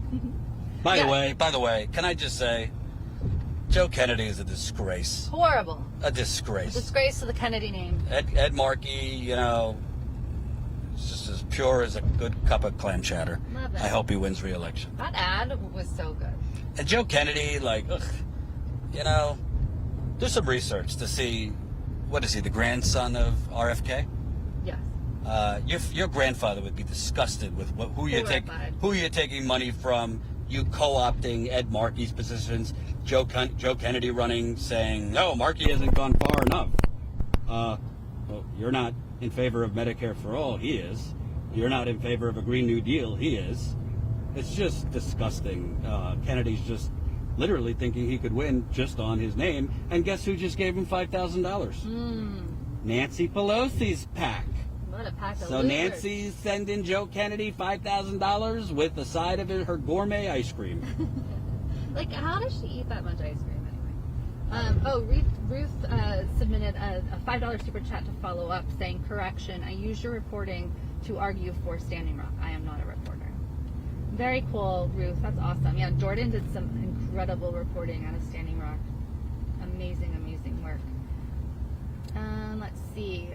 Okay, keep those super chats coming. I'm going to go check out the road trip fundraiser. Wow, we just got $50 towards our road trip fundraiser in the road trip fundraiser. Thank you so much, Fern. That is incredible. It helps us so much. Fern, you make me burn. Love it. Is that that's Appropriate? a good thing or appropriate? Burn in a good way. We love you, Fern. Fern, baby, Fern. Disco Inferno, Fern, baby, Fern. By the way, can we have this discussion? Yeah. I don't know if you'll get mad at me. Oh no. We were having a discussion yesterday because John put on his 80s music. And I said, do you have any Michael Jackson? And then you reprimanded me. You reprimanded me for still enjoying the music. He's a pedophile. I don't condone what he did at all. Yeah, but then you're like, well, him diddling the kids had nothing to do with his music. I said, yes, they did. First of all, I didn't say diddling. Well, because you didn't know what I diddling didn't meant. say Like, diddling. everybody knows what diddling I think is. it's disgusting what he did. All I'm saying is, the music is the music. No, but he used those kids, some of those kids, like, in his music videos. He enticed them with his songs and, like, took them on tour with him. The music is tainted by him F-U-C-K-ing little kids. Stay in the left 3 lanes. I abhor what he did. All I'm saying is, I can't help my human instinct that when I hear black or white, I want to boogie. I'm sorry. Yeah, but It's involuntary, it should Jen. immediately bring to mind, oh, this guy, effed some little kids, so that's not great. Okay, then let's go through the laundry list of pop stars, rock stars, whatever, and the terrible things they did. You won't be able to listen to any music. You have to watch Leaving Neverland, and your mind will be changed. You'll be All right, horrified. Absolutely horrified. What, did that go out too? Yeah. It's like a pack of bad batteries, it's not maybe? No, it's not even the battery. I don't know what it is. Every time I put it in, every time I put batteries in, it shows that it has like 3 bars, and then it goes down to nothing. Anthony said cancel culture. Do people agree with me on Michael Jackson? They're saying... well, Alex called for a Jordan Christmas album. I'm Jewish, but thanks. Oh, true. True. I think a me singing album would do very well. All right, make it for the memory. I would make the proceeds, we'd send some to Flint too. Yeah, that's a good idea. Yes, says Talking to me. he's Michael Jackson Jordan. Michael Jackson sucks. Dave D says I'm with Jordan on this one. Thank you. Aria says, was it ever proven though? Yeah, you guys have to watch Leaving Neverland. You have to watch it. I'm not Renee says, let Jordan have his music. condoning what he did. Well, clearly not. I'm just That's the whole saying, thing you're condoning. I can't help it that I like the music. Well, he needs to be canceled. If anyone ever... He's needed dead. to- I think he's canceled. He's dead. No, but his music lives on. Okay, well, I don't know if you could be canceled in the afterlife, but I I think... like Paris Jackson. Okay. He's dead. He is dead, but, he needs to not By the be... way, I'm not even sure if he's really dead. That's a whole other topic. What? No, he was murdered. I don't know. I think Epstein and him might be on an island somewhere. I don't think so. Epstein, maybe. I have no evidence for this. The entire MJ story is very depressing. Hating the music over his actions is kind of dumb. I totally disagree. Like, it, for me, tanks any enjoyment of his music because it's like this guy got rich and famous and used his wealth from that music to entice, 6-year-olds to have sex with him. Like, no. In order to entice one of these kids to have sex with him, he gave him the Thriller jacket, stuff like that. Like, just awful. So, Well, sounds like yeah, everybody's Team Jordan. No, they are not all Team Jordan. Team Jenn people, step up. Shinobu says it's such a shame about Michael Jackson because Thriller in particular is a great pop album. I can't enjoy it the way I used to as a kid. Yeah, that's how I feel, for sure. But Well, you'll be able to enjoy the Jordan Hanukkah album with no hesitation. yeah, I think that could be good. You have to write your own songs. And you said you have a harmonica, John? Oh, me singing and a harmonica in the background? Maybe get a little triangle action going on? That would be good. A triangle. And then he's Team Jenn. So I don't know how long we'll keep going, but keep the super chats going. Well, I think we should remind people it is, what time is it? 1:35. I don't know. Yeah, so we are going to be live probably in an hour and a half. We're going to Milwaukee, so we're almost there. There is a Bernie Sanders Wisconsin delegates event, I believe at 3 o'clock Central. That's 4 o'clock Eastern, 1 o'clock Pacific. And it seems to be a bit of everything. They're going to have speakers calling for cutting the Pentagon budget, which, by the way, Vice Presidential nominee Kamala Harris just voted against cutting the Pentagon budget by 10%. which was Bernard Sanders' bill. I believe they're going to have speakers representing Black Lives Matter and some other speakers, so we're going to show you that. Definitely interview folks there as well. There's also the Bernie or Vest group is in town, so I'm going to try and interview folks from there. So, you know, we're definitely going to be active here. I can't tell you if there's going to be hundreds of protesters or like 10. I really don't know.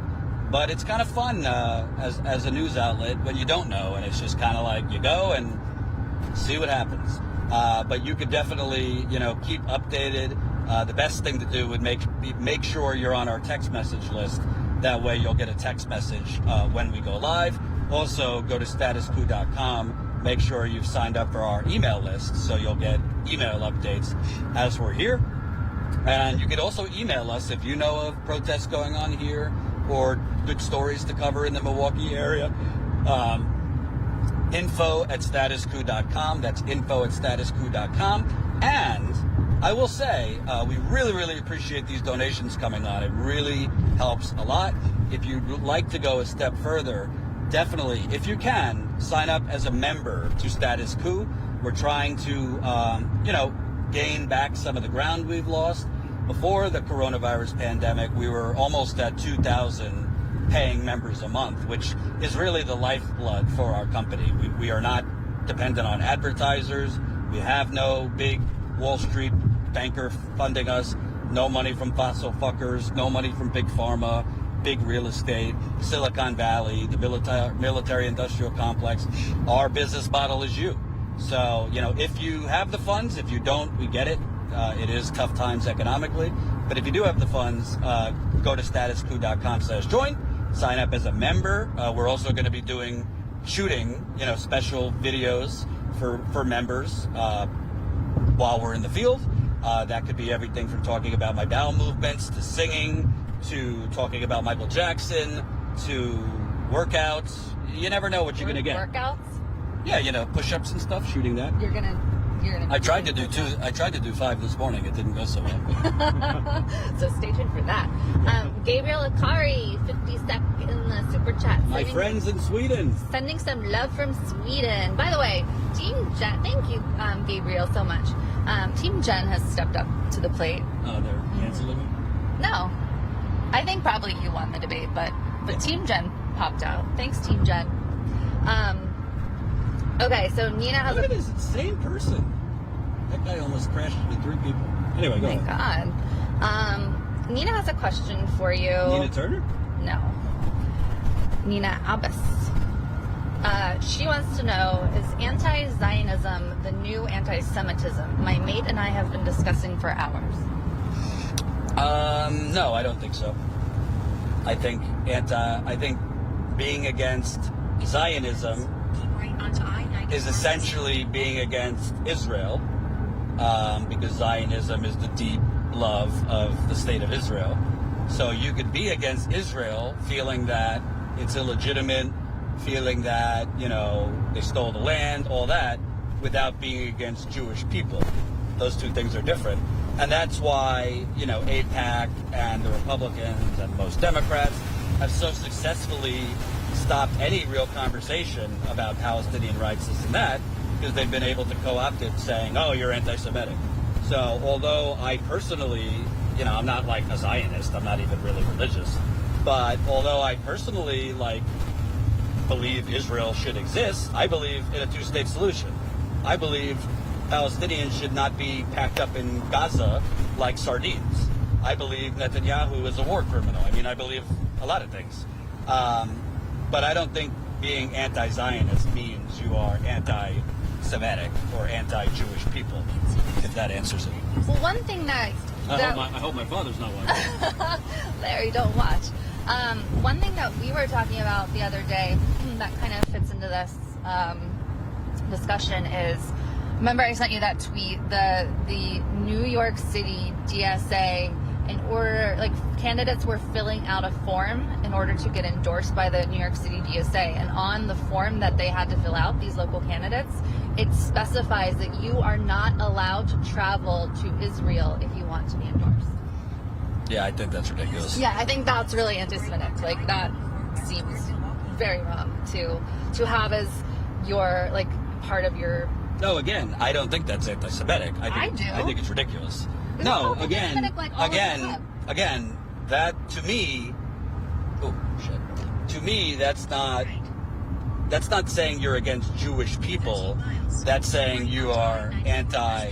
It could be saying a lot of things. It could be saying you believe in Palestinian human rights, and until Israel stops the settlements, gives Palestinians, their own state, whatever, that you don't believe people should be entering Israel. It doesn't mean you're against Jewish people. So that's where I don't know. It got a lot of backlash. No, I from a lot don't of agree with people. it. I think that's a stupid requirement. No, I mean specifically saying it was anti-Semitic. Okay. I mean, it's interesting to hear different takes. Let's see. I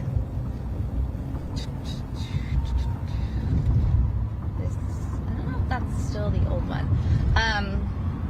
By the way, if anybody knows any good dessert places in Milwaukee, I couldn't have dessert at dinner last night. You had dessert after. Right, but John went out and got ice cream. That's true. It was so good. It was good. But I'm just saying, I do like dessert with my meal. So Yeah, so Jordan tried to order dessert and it sounded so good. It was like Bavarian apple pastry or something. And they had closed down there on them already. we did sit outside Yeah. because of the coronavirus pandemic. We were outside. It was quite nice. A nice time. Oh my goodness. Chuck bought $49.99 in the Chuck. super chat. Chuck! Way to go, Chuck.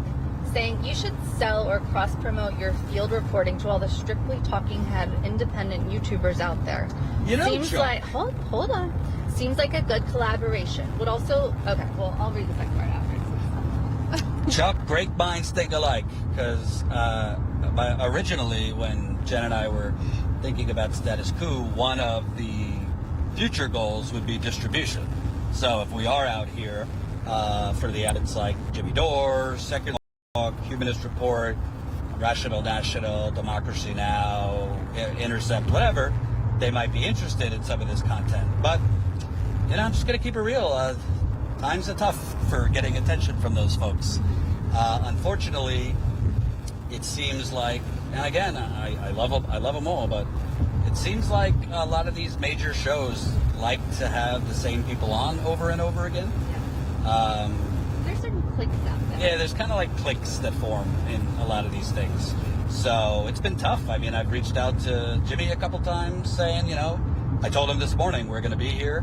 Love to come on. Haven't heard back. I mean, I reach out to Crystal Ball periodically. I reached out when we were in Louisville covering demands for justice for Breonna Taylor. You don't want to beg people to have you on, but it would be great. I mean, I think that and we would be happy for certain clips to exclusively release them through, whether it be The Hill or Jimmy or whatever, but there just hasn't been that. First, we got to get them to have us on more regularly. I mean, God, I love Zed Jelani, but does he have to be on, breakfast, lunch, and dinner on The Hill? Jesus Christ. I digress. So Chuck also would also like to hear you sing War Pigs by Black Sabbath, fitting for the times. War Pigs? Yeah. I don't even. He'll have to study and practice, and then he'll maybe perform later. If you send me the lyrics, I'll have it down by tomorrow. Irvin, $14.99 in the super chat. Thank you so much, Irvin. Story to cover. Does Dr. Thomas Brody have a cure? Ivermectin, doxycycline, and zinc for COVID-19? Seems like no. I don't know. I'm seeing all these scams coming up, cures for COVID, rub this on your feet and jump twice, and, it's, who the hell knows? There's a lot of scams out there, and I don't know who that doctor is. Yeah, I don't have any I'm information. pretty confident zinc is not going to cure you. Well, zinc boosts your immune system, but it's that's not the same thing as it being a cure. But I think and there are certain things help the absorption. I think that's actually a misnomer because It's not. No, not about zinc, about boosting your immune system. A lot of people have said if you boost your immune system, you'll protect yourself more.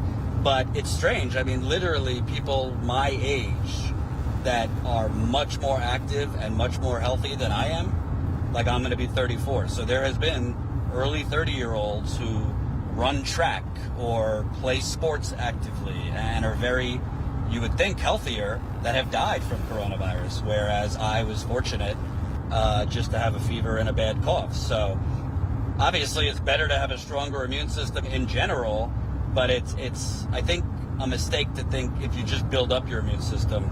I've actually read that for people with strong immune systems, it could actually, if you get coronavirus, it could react and go into hyperdrive. No, seriously, I've read this. So, hey, I'm no doctor. Don't take your coronavirus advice from me. But don't think just taking, a bunch of herbs and put some crystals on your forehead, you'll be fine. Yeah, so obviously this is a different topic than COVID, but like if the herb natural route was like as amazing as, I'm totally down with natural remedies. Like, I love essential oils. I even dabble in homeopathy, but and plant-based medicine. Plant-based medicine, like, I'm totally down for that, but like, it's not going to cure cancer. It's not going to cure COVID. If that stuff was going to cure cancer, like Steve Jobs would be here today. I actually read that the peeing on people, the golden shower in Russia, is being studied right now. Just specifically Trump's pee, though? Mm-hmm. Okay, cool. I feel like that's a good path for people to go down. I don't know what this means. Shay says, Jordan, no longer sexy, with a question mark. Jordan, no longer sexy? I don't know what that means. Like, I mean, asking you, are you saying because I'm engaged, I'm no longer sexy? All right. We'd like to know more, Shay, about your point. Let's see here. Shinobu is asking about collaboration between Jimmy and us. Yeah, Jimmy's had Jordan on and wait a minute. stuff. If Jimmy just screamed at Aaron, the is going to go nuclear on me, because Jimmy and I don't agree on everything, so I don't want to get yelled. But you can take it. You can take it. He did like rib you the other day when you posted something about Bernie, like saying like Bernie wasn't strong enough on something, and he like sarcastically replied you on Twitter. I can't remember. But the thing that I find, like, I don't know if Jimmy like watches Status Quo, probably not, but he has made inference, and I think he's talking about me, but I don't know, to like other progressive channels that don't go hard on Bernie. And it's like, I don't know if you're watching my channel, because like I criticized Bernie during the campaign. I've criticized him after. I mean, I guess if his measurement is like you're not going hard on him if you don't call him a sellout, coward, Lucifer, no, I guess that means I'm not going hard on him. But like, I've criticized Bernie where I think appropriate, but I'm also not going to throw the baby out with the bathwater. Like, I don't think he's a coward. I don't think he's a sellout. I think he's a good man who's taken the progressive movement has been reborn in the last 5 years, and that's thanks to Bernie Sanders. Yeah. Medicare for all wouldn't even be a topic for Jimmy to talk about if not for Bernie Sanders. So yeah, you could be angry with how he is now, but that doesn't mean somebody's a coward, sellout, fraud. Yeah. But to answer your question, yeah, we'd love to do more collaboration, and always happy to go on Jimmy's show and have him on our show, and yeah, be good. Sydney asked, does Jen drive? Yeah, of course I do. Loving Hobby Rabbit says, loving this road trip, and I don't have to stop to take a leak. Brian Frederick, $1.99 in the super chat. Congress is a bunch of out-of-touch millionaires. Amen. Absolutely. We also, and I missed this earlier, so this is kind of belated. It happens at 1:11. Ready for it, Jordan? We got a new Status Quo member, Ryan. Woohoo! Ryan joining the revolution. We're now at 1,718 members. I got to tell you, I mean, during the campaign, we had high goals. We were growing per trip. I think we were growing like 75 to 100 members. But if we could get back during this trip, at least get back to 1,800 members, I would be ecstatic, because we've lost, unfortunately, we've lost over 200 members due to people getting laid off and all those things, which, we get it if you've had to cancel because you've lost your job or your hours were cut or whatever. Obviously, we don't fault you. But it would be great if we could sign up, as many new members as we can, because honestly, for us to grow, more importantly, for us to stay independent, we got to keep growing our membership to cover these costs. And not just to cover costs, but to expand. I mean, we do want to hire other reporters, get some marketing and business help, tech on the tech end, camera, editing, takes a lot of dough to do this the right way. Definitely, yeah. So Ryan will be getting a free Status Quo mask. Get yours at statusquo.com/join. And Sylvia points out, maybe she was saying Jordan's no longer sexy because nobody's having him on their shows. That makes sense. That makes more sense. Well, yeah. I mean, I also think, honestly, I just think, you would think it's more attractive, but I think a lot of these commentators, not because, they're bad, but I don't really think they genuinely gravitate towards, in the field reporting. Maybe that's why they're commentators, so I feel like they'd just rather have on, Twiddledee and Twiddledum to commentate, but if, we're in the field on a story, they just might not instinctually know what to do with that. I don't know why you wouldn't know what to do with that. You would just have us on to talk about what we're finding out in these communities, wherever we go. But I feel like a lot of these hosts just gravitate more to their own commentary and things like that, rather than wanting to highlight good reporting in the field. Even the reporters they have on, I won't name names, but some of the reporters that get booked on these shows, I mean, they're not breaking anything major. They're just getting leaks from members of Biden's advisors or Trump's advisors. So yeah, it's just strange. But yeah, it also doesn't help when you're, smeared through the internet for 3 years and have to rebuild your career to get highlighted on a lot of these shows. Yep. Oh, Victory Jenn says, Jordan loves a nun and that makes him sexy. How sweet. Why, thank you. Irvin, another $9.99 in the super chat saying, hey, trust me, please look up Dr. Thomas Barodi, COVID-19. Promised us at least looking into. No one other than Sky News is covering this. Oh, you're Sky News' new star. Yeah, where is my Sky News interview? I interviewed with Sky News the other day. I don't think it's up yet. They better have not spiked it. I haven't even looked for it. I can look for it. So Irvin, can you, because I'll forget because we're on the road and a lot going on, can you email us at info@statusquo.com with Dr. Barodi's name and any info you have, and we'll look at it when we get a minute. Let's see here. Jean Scheid, which she said the other day, it's a long I. So I think now it's Scheid. I think that's right. $9.99 in the super chat. Thank you so much. Milwaukee Public Market has an amazing healthy sandwich vendor. They also make a variety of fresh juices. Highly recommend a visit 2.5 miles from the convention center. That's really good to know. Milwaukee Public Market. Did she email us too? Yeah, Jean, please email us that so we don't forget. info@statusquo.com. Thank you, guys. Love the recommendations. Let's see here. And also, if anyone knows where Paul Ryan lives, just saying. Keep right onto I-94 west toward Milwaukee.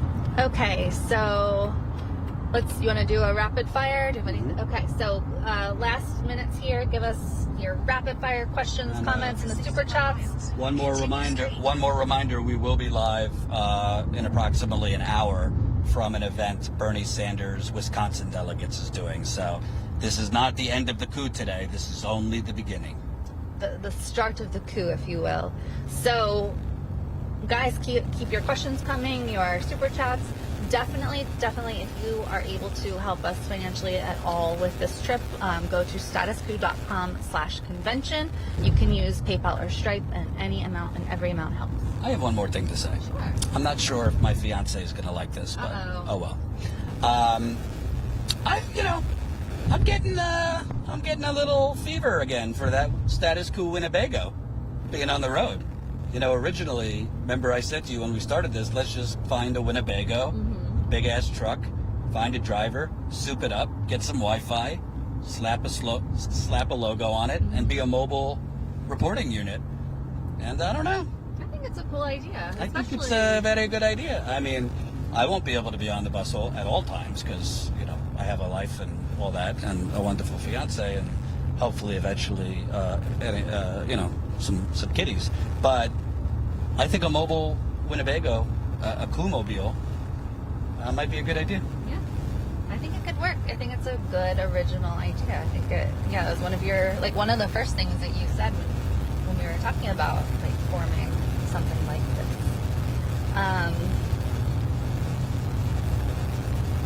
Now it's talking about Eddie Munster. I love the Munsters. I don't know why you guys are talking about it, but good show on the Munsters. No. So it's a good old show. It's like kind of like the Addams Family, but different. Brian Frederick, $4.99 in the super chat. Cancel the convention and call Congress into session to deal with the multiple crises in the country is dealing with right now. I agree. I mean, we talked about this a little bit earlier. You know, now they all left till the middle of September or whenever, and all of a sudden we hear today that there's some chatter about them coming back because of the USPS issues that Trump is at the helm of. But that then opens up the question of, well, why the heck couldn't you guys just stay? Why did you give up and just go on recess?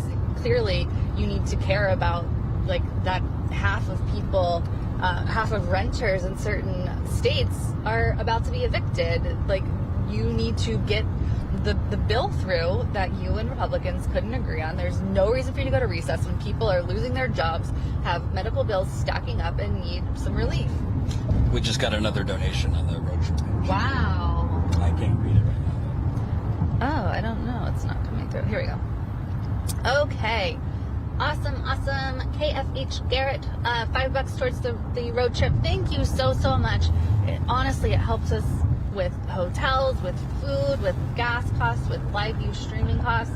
Really appreciate it. statusquo.com/convention. There's also fun blog updates there and pictures there and stuff like that where you can only see it on that page. So statusquo.com/convention. Let's see. Dimitri says his spirit animal is fried chicken. My spirit animal is my future mother-in-law's my favorite lunch. What is it? I mispronounced it. Stroganoff. Beef stroganoff. That's my spirit. Wow, you're gonna rack up those mother-in-law points, huh? Mm-hmm. Rack them up early. You should see her ring. Those points better be racked up. The half Black Reaper says Paul Ryan is around Janesville. Okay. Stay away from me, Black Reaper.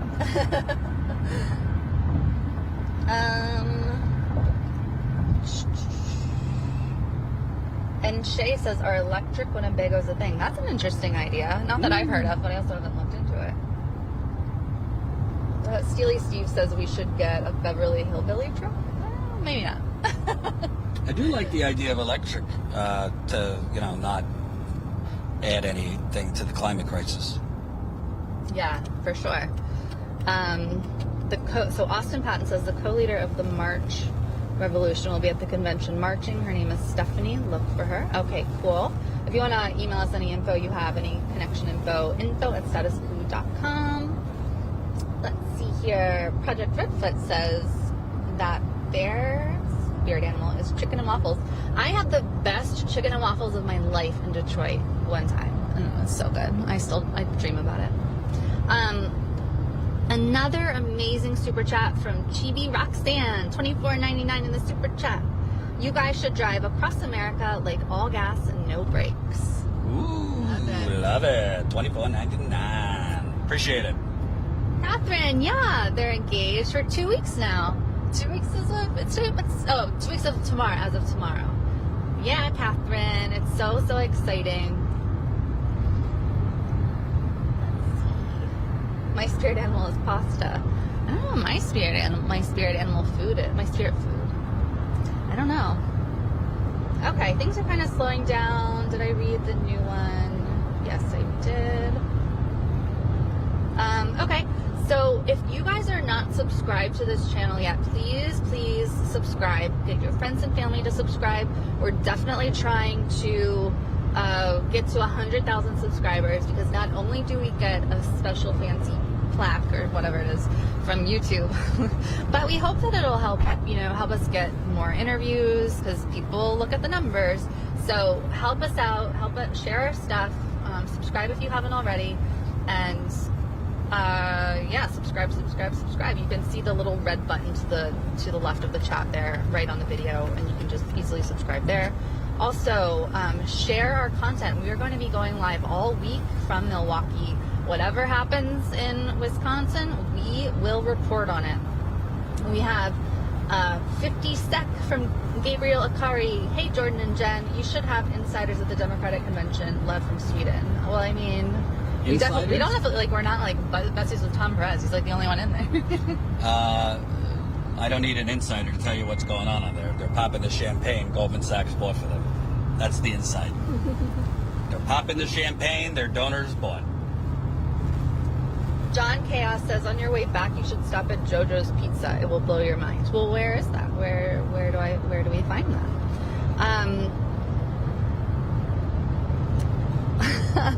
Sydney Simsar says, 2 weeks engaged. Quick math. That leaves only roughly 8 months to get married. Or sooner. He's saying it's a shotgun. Oh, shotgun wedding. I do not think there's any babies in the furnace right now, but we'll see. That's not good phrasing. Bun in the oven? I don't know. Bun in the oven? Now that I think about it. Are we so PC that you can't say bun in the oven anymore? No, you can still say that. I just feel like baby in the furnace is not. Yeah, that's not great. Probably not good.